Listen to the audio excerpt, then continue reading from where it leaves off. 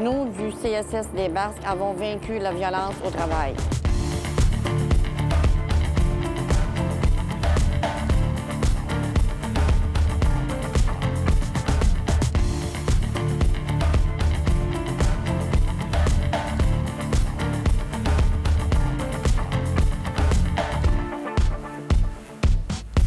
Suite au dépôt d'une plainte d'une personne qui voulait devenir syndiquée, on a rencontré la direction. Le déroulement a commencé à être très difficile.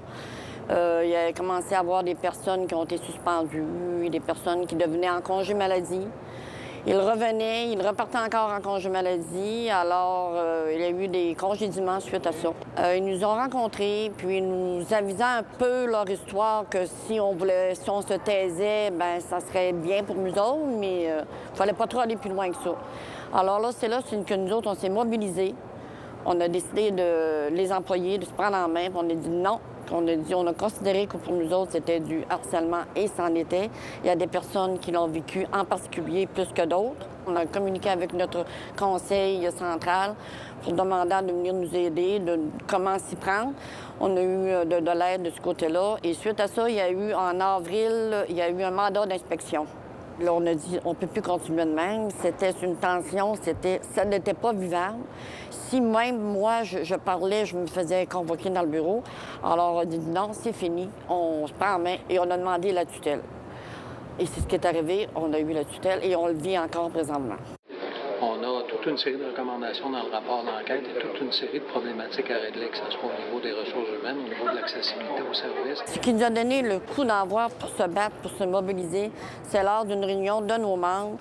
Après leur avoir expliqué la situation, l'intention qu'on voulait faire, c'est que les membres se sont levés dans la salle et qu'ils nous ont fourni un applaudissement que je n'avais jamais entendu, même si ça fait 30 ans que je travaille, que je suis là, puis que je n'ai jamais vu ça. Ça nous a donné le feu vert pour partir de go. Là, on part. Il y a eu des rencontres avec les employés, il y a eu des rencontres avec nos conseillers à la centrale. Ils ont fait des interventions à la radio, eux autres aussi. Moi aussi, je l'ai fait. Ça a été comme ça qu'on retenait la population en haleine toujours. Pour continuer tout ça, c'est pour vous dire qu'on a eu besoin de papier, nous autres aussi, puis on avait besoin d'informations, on allait les chercher pour découvrir que l'employeur avait tout détruit. On les voyait sortir le soir avec des boîtes de papier qu'ils apportaient. On demandait le retour, tout s'est fait détruire, les disques durs se sont fait tout détruire. On a continué à se battre pour découvrir, au bout de ça, que nous étions un gros déficit de 1 million quelque chose. Et on s'est battu pour sortir la direction de là, mais on va se battre encore auprès du ministère, nous autres, pour faire effacer. On n'a pas à payer. Les employés n'ont pas à payer le prix pour des choses que nous n'avons pas commises.